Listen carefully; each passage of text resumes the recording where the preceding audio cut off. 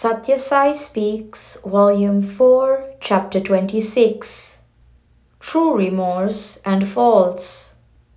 People who spoke about the Gita explained how it summarized the Upanishads. In fact, the people of Bharat can be said to be residing in Gita Mahal itself, whether they know it or not. The entrance to that Mahal is through Vishada, remorse, discovery of the tawdriness of sense pleasures, and searching out for something more substantial and satisfying. The most satisfying prize is Purushottam Prapti, the attainment of the Lord, the supremest Purusha. The Purusha is he who lives in the Pura, namely the body, the physical body. He who lives in the universe, which is his body, is the supremest, the Purushottama.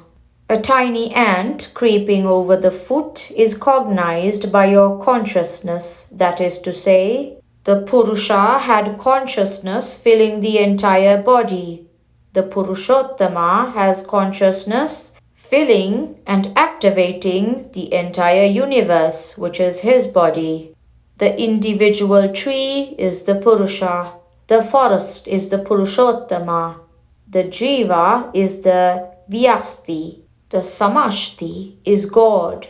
For the Purusha to become Purushottama, the path is yoga, or jnana won by action and devotion to God. He said that there can be no vision of unity when the jiva is scattered in 5 directions by the 5 senses which drag him. Really, it does not matter if a person has 5 rupee coins or the same amount in small change. All the 5 senses subserve the same Purusha. It is one family under one master. The senses need not necessarily be inimical. They can be trained to cooperate in the sadhana. Why, even intellect can become an enemy if it promotes conceit and competitive exhibitionism.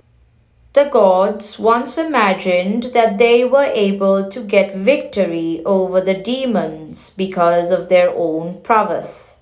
When they were celebrating the victory, a deity appeared before them and cast a blade of grass on the ground. It asked Agni to burn it, but it could not. It asked Vayu to lift it, but he could not. It provoked Varuna to wet it, but in spite of his best efforts, he could not. Then, when their pride had been pricked, the deity taught them the Brahma Vidya, science of Brahman, which reveals the inner source of all strength. This is no ordinary story. Agni is the presiding deity of Vak, speech, and so it tells us that speech has to be humble, that it derives its power only from the basic universal principle. Vayu is prana, the vital air. Indra is buddhi, the intellect. A person is judged by his conduct. After all, it is behavior and practice that counts. In the case of dharma and of sadhana, this is especially true. You judge a person by his conduct and character as revealed in his actions. No other witness or proof is needed. There were 2 women living opposite each other in a bazaar. One had 5 cows, and the other had just 1. The richer woman was wasteful in habits, very extravagant and careless. So she used to borrow milk from the woman with 1 cow, and the latter was helping her, in spite of the fact that she had a larger family. When she had thus borrowed about 50 seers of milk, the cow of the poorer woman died, and she went to the other woman and wanted her to return the milk loaned at the rate of a seer per day. At this she got wild and deposed in court that she had never borrowed any. Why should I, owning 5 cows, go to this woman with 1 cow for the loan of milk? She asked. The magistrate was a shrewd man who sympathized with the woman whose cow had died. He knew how to get at the truth. He gave each of them 5 vessels full of water and asked them to wash their feet and come back to court. The 5-cow woman poured all the 5 vesselfuls in one stream on her feet and came back with all the dirt intact. The 1-cow woman cleansed her feet by skillful use of 1 vesselful only, and she left the other 4 vessels untouched. The act of washing the feet revealed their character, and the magistrate had no hesitation in convicting the culprit. The 1-cow woman must have saved, and the 5-cow woman must have wasted and been in perpetual want. The 2 poison fangs of man. Arjuna's Vishada, dejection, is also a case of finely disguised egoism, which revealed a fault in his makeup. He was a Dhira, hero, until he came on the battlefield and was transformed into a Bhiru, a coward. It was all a case of I and mine. I will go to hell. I would rather beg. I would not fight my guru, my uncle, my cousin, etc. I and mine are 2 poison fangs. They have to be removed to make man harmless. Once Narada told Brahma of a ridiculous situation in the world. Those who are dying are weeping for those who have died. That was what Arjuna too was doing. But this foolishness is clothed in the language of renunciation and charity.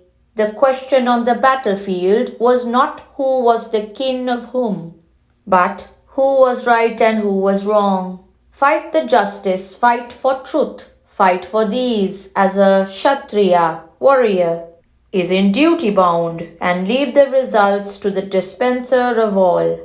Krishna told Arjuna, I am surprised that you should weep so, for you are a Gudakesha, the conqueror of sleep, of ignorance. You do not kill. Don't be so conceited as all that, nor do they die. They have many more things to do, and the real they are deathless. The sentence of death has already been pronounced on their bodies by me, and you have but to carry out my orders. You are only an instrument.